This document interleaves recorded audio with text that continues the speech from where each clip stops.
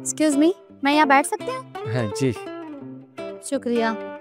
आप मुझसे बात मत कीजिए। क्यों? मेरी बीवी ने मुझे मना किया है किसी भी लड़की के साथ बात नहीं करनी। अच्छा, पानी पियेंगे आप? मुझे मेरी बीवी ने सख्ती से मना किया है किसी भी लड़की से कुछ भी खाना पीना नहीं है। अच्छा, ये कोल्ड ड्रिंक है, कोल्ड ड्रिंक तो ले ले प्लीज। Cold drink? चले, आप कहती है तो ले लेता हूँ, शुक्रिया। ठंडी है, थैंक यू। जी जी। कुछ खाएंगे आप? मेरी बीवी ने मना किया है कुछ भी खाने पीने से।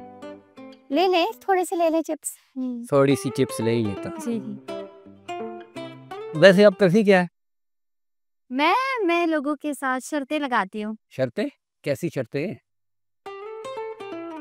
हेलो, बड़ी बातें कर रही थी ना तुम। तुम्हारा शोर नहीं फिसलता, वो बिल्कुल भी ठरकी नहीं है। फिसल गया है, ये लो करो बात इससे।